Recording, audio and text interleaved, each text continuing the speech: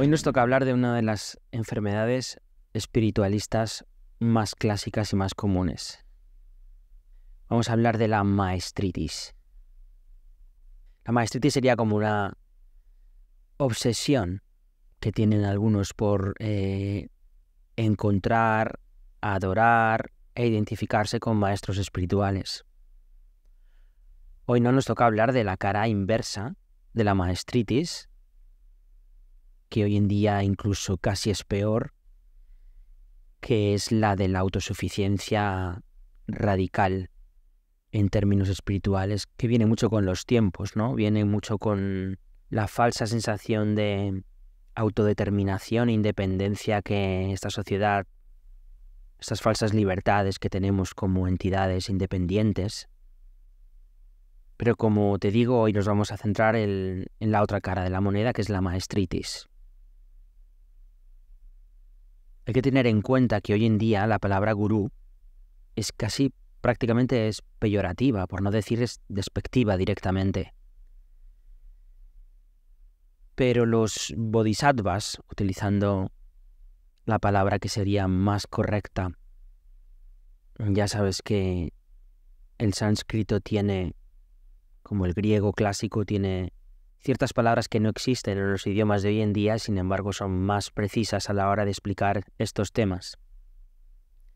Bien, como te digo, los bodhisattvas en realidad, por mucho que la palabra gurú se haya totalmente degradado, los bodhisattvas no tienen la culpa de la epidemia de falsos maestros y de falsos discípulos. No tienen la culpa de la degeneración de los estamentos religiosos tradicionales. Ellos no tienen la culpa de nuestros traumas infantiles con papá y mamá. Tampoco tienen la culpa de la erótica del poder ni de los horrores del sistema patriarcal.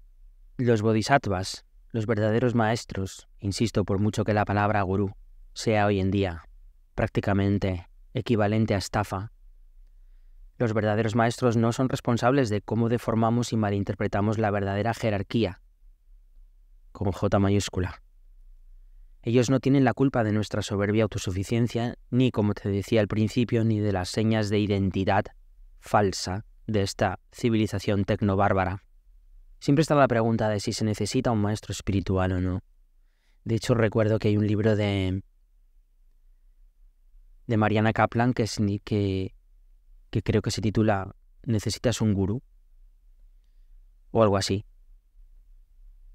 Siempre vamos a estar jugando en las dos caras de esta moneda, como te digo, porque también hay mucha gente hoy en día en los mundos de las neoespiritualidades, de la nueva era, que dice, pues Ramana Maharshi o Ananda Mayi no necesitaron maestros para iluminarse, ¿por qué voy a necesitarlo yo?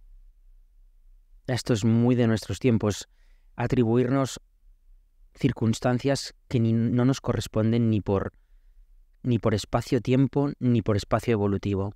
Es decir, el mental coge dos ejemplos de dos maestros reconocidos que teóricamente no han tenido maestro a su vez, y el mental decide que eso se aplica a nosotros mismos. No sé si Ramana Maharshi no tuvo maestro, o por lo menos aparecer por lo menos físicamente no, o Ananda Mayi tampoco, o sea que no sabemos si esto es rigurosamente cierto, pero ¿y si lo fuera? ¿Y si lo fuera qué? Tenemos la manía de creernos todo lo que nos dicen, en especial cuando nos hablan de maestros. Como bien sabemos, en el cristianismo, en la cultura cristiana, el nivel de deformación de lo que nos han contado del maestro es estratosférico. Esto no solamente pasa con Jesucristo, esto pasa con todos los maestros. Pero aquí lo que está en juego es una cosa más importante. Es que un síntoma de madurez en el camino es dejar de fantasear con las posibilidades y aceptar e inclinarse entre las probabilidades.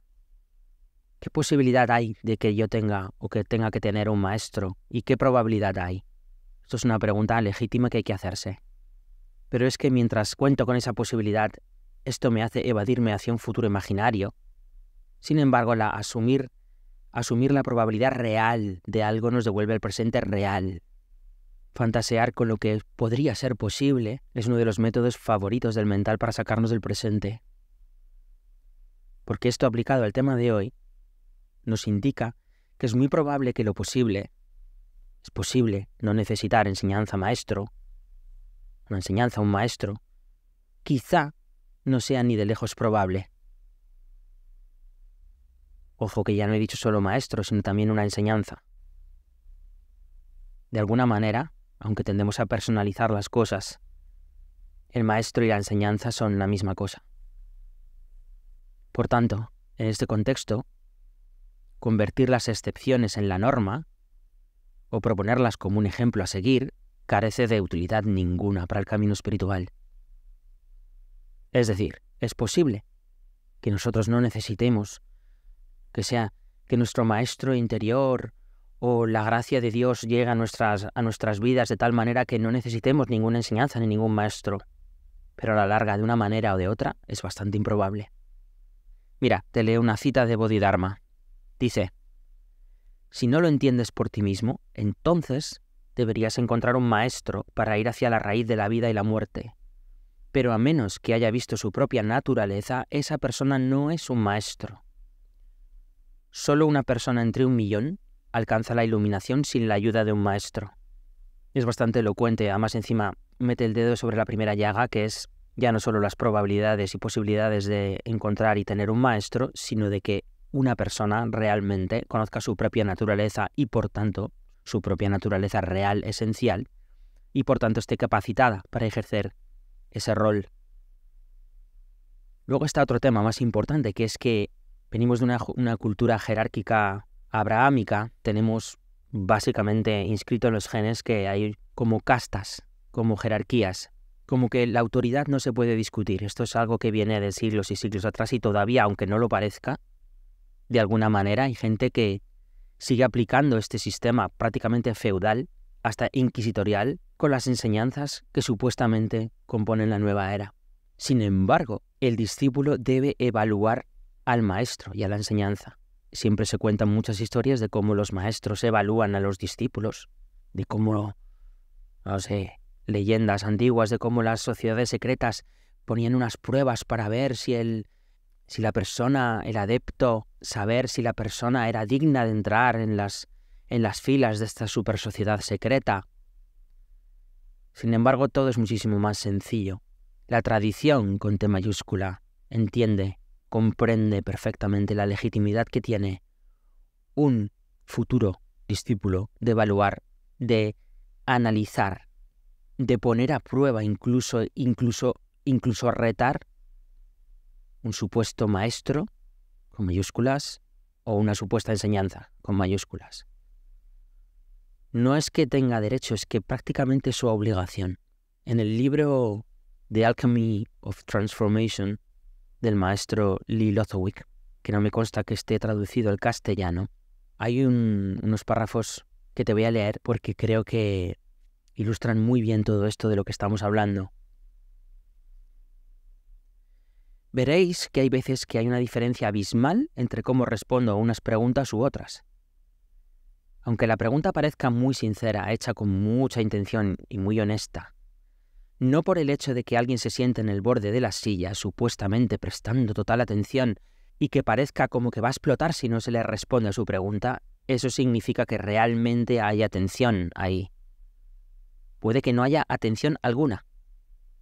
El intelecto es capaz de imitar los comportamientos emocionales tan perfectamente que uno puede creerse lleno de pasión, cuando en realidad de lo que está lleno es de vacío, de impotencia y de ilusiones románticas.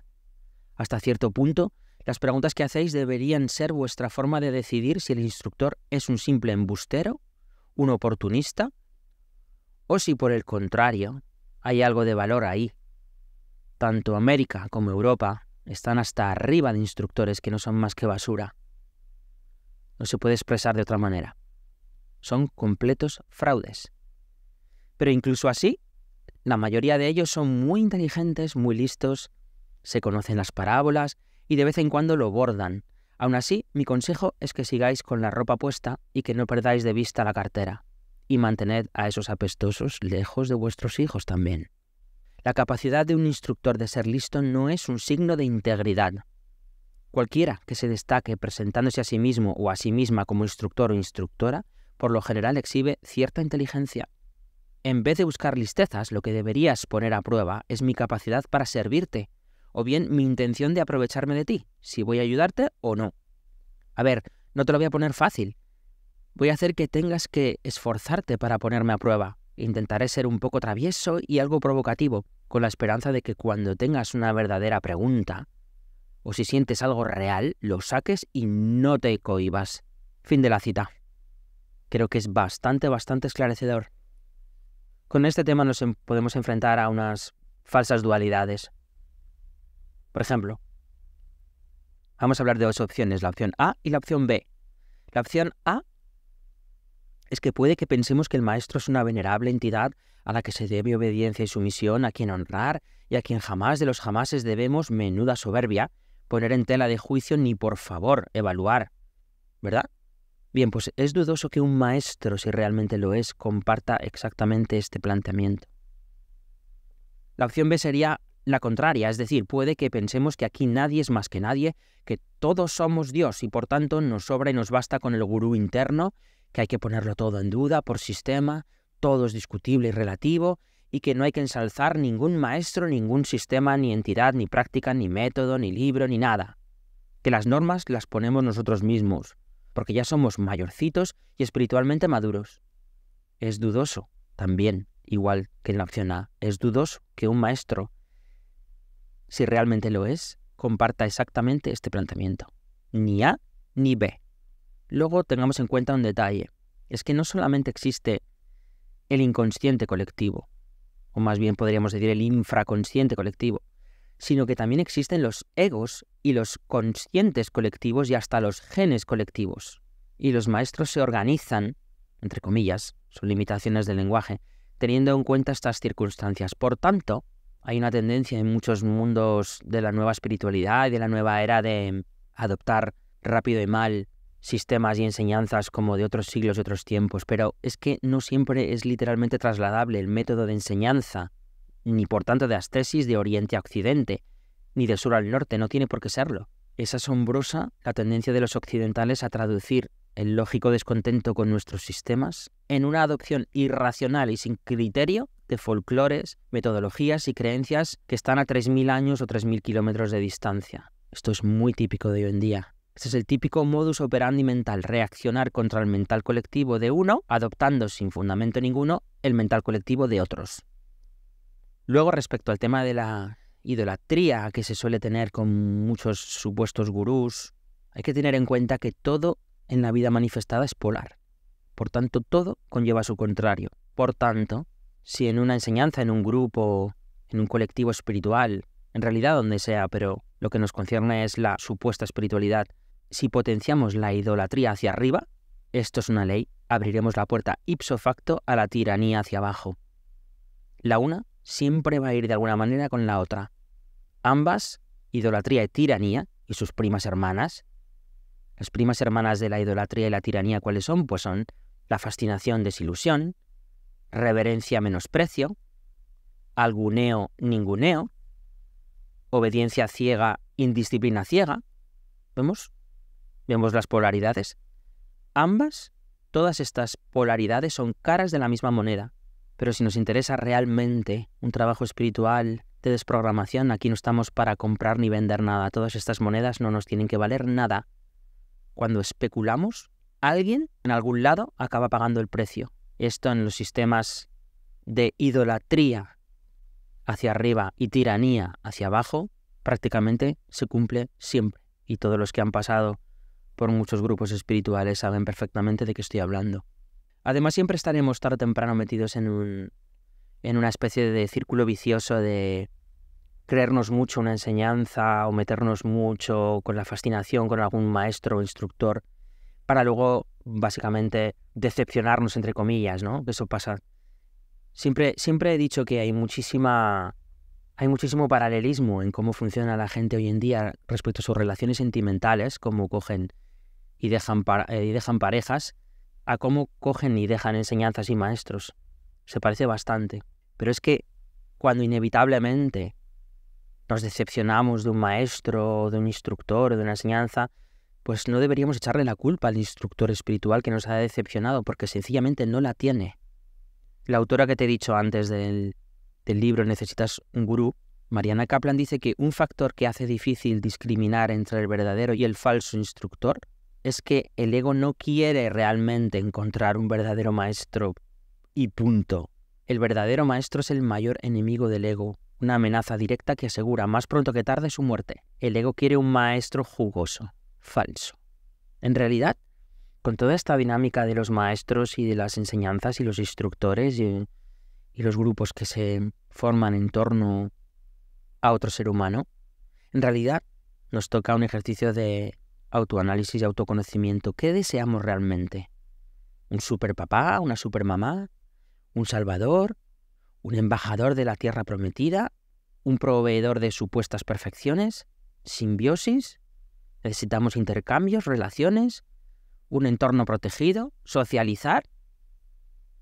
¿Necesitamos una cátedra en lo sublime para doctorarnos? ¿O deseamos realmente un maestro y una enseñanza? La mayor parte de los conflictos que hay con el tema de los maestros y las enseñanzas y los grupos espirituales es fruto de un profundo autodesconocimiento. Luego hay un tema que es bastante polémico, que es porque se habla tanto históricamente de maestros y poco de maestras. Sobre maestros hay ingentes biografías, referencias explícitas, citas e imágenes, pero las pocas referencias a maestras se reducen al terreno de la mitología o de la excepción, como Ma Anandamayi o Amma. Amma técnicamente es Mata Amritanandamayi. Obviamente, ¿qué pensábamos? ¿Que el machismo terrícola era oriundo únicamente del plano físico tosco? No. El machismo, el real, el auténtico, el que hemos padecido durante muchísimo tiempo, se origina en la mente y el pensamiento es creador. Si la mayoría de la literatura espiritual solo ha hablado, reconocido y recreado maestros en masculino, lo mismo que siempre se ha hecho con Dios, así testificamos de primera mano el verdadero estado mental de toda una civilización y sus cronistas, incluyendo los cronistas espirituales. Y ya para colmo es que la cosa no acaba ahí, también existen enseñanzas espiritualistas, incluso hoy en día abiertamente homófobas, lo cual denota una bochornosa ignorancia cósmica y el indicio de exactamente lo opuesto a la espiritualidad. Independientemente de que no esté muy en resonancia con la psicopatía feminista malentendida que se está extendiendo hoy en día, al pan y al vino. Las estructuras machistas en el sentido tradicional y repugnante de la palabra y homófobas son dos señales, dos banderas rojas que podemos encontrar y que podemos localizar, que automáticamente no podemos pasar por alto a la hora de encontrar una enseñanza, un maestro o un grupo espiritual. Son dos banderas rojas que indican que siguen en la absoluta ignorancia y que de Málaga han entrado en Malagón, como decimos aquí en España. Pero hablemos de más banderas rojas, con el tema de los maestros y los grupos, las espiritualidades, con el tema de los instructores. Hay que ver qué está haciendo esta persona realmente. ¿Divide hablando de unión? Porque esto puede suceder. Las palabras pueden ser unas palabras de unión y de fraternidad, pero el resultado siempre es divisorio. Desarmoniza proponiendo la armonía, grita como una posesa o como un poseso para exigir silencio, jerarquiza constantemente, idolatra o demoniza, y sobre todo demoniza con buena cara y desde el amor. Sus preferencias personales se convierten en fronteras que transmite al grupo al que instruye. ¿Los asuntos de conducta y comportamiento y apariencia son su ombligo dialéctico? Cuando veas a un instructor hablar mucho de la conducta, el comportamiento, incluso la apariencia de otros, sal corriendo. Habla con palabras de luz, pero su fruto ni alumbra ni da lumbre. Es exquisito con lo elevado, pero luego es vulgar y hasta despectivo con lo mundano. Y conste que una manera de ser despectivo con lo mundano, muy clásica de nuestros tiempos, es directamente ignorarlo. Sus discursos están llenos de comparaciones sin parar. Si alguna de estas cosas, estas banderas rojas, empiezan a salir, te recomiendo que te vayas, a no ser que te empeñes o necesites experimentarlo. Algo que yo he hecho en mi vida. Lee Lozowick decía también, si alguna vez llamas a un ashram o a una escuela y la persona al otro lado del teléfono te dice, oh, mi gurú es tan maravilloso, le amo tanto, piénsatelo 2 veces. En contra de lo que se quiere creer y hasta se exige, los instructores espirituales y por extensión los terapeutas, ojo, pueden hacer las mismas cosas, incluyendo bobadas y hasta imbecilidades que todo el mundo. Aquí es que hay un tema, hay una falsa concepción de lo que debería ser un instructor. Hay un imaginario popular de cómo un instructor o un maestro debería comportarse. Y los falsos instructores y los falsos maestros saben esto y por tanto imitan este supuesto comportamiento que tienen que tener los instructores y los maestros. Sin embargo, cualquiera que haya tenido cierta trayectoria por los mundos espirituales y haya tenido la suerte, como yo, de encontrar a maestros verdaderos, se da cuenta tarde o temprano que todo esto es falso.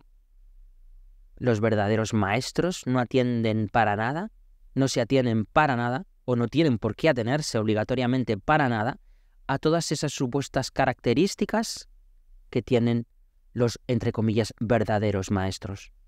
Entonces, repito, los instructores espirituales, y repito también, los terapeutas verdaderos, pueden hacer las mismas cosas incluyendo bobadas y hasta imbecilidades que todo el mundo. Uno de los peores servicios que le hizo el cristianismo a los cristianos es sacar de en medio todas las muestras de humanidad de Jesucristo. Borrar de la historia cualquier pista, cualquier síntoma de que Jesucristo también era un hombre, un homínido, con sus reacciones, con sus relaciones, etc. Pero bueno, esto no es tema de este podcast. Hay muchos malos entendidos, mucha mitología sobre cómo se tienen que comportar los instructores y los maestros. Esto, cuanto antes nos lo saquemos de la cabeza, mejor. Los maestros perfectamente en ocasiones pueden ponerse colorados de vergüenza o de ira. Sí, en contra de lo que se cree. Pueden ponerse malos, pueden ponerse incluso gravemente enfermos y hasta morir de cáncer.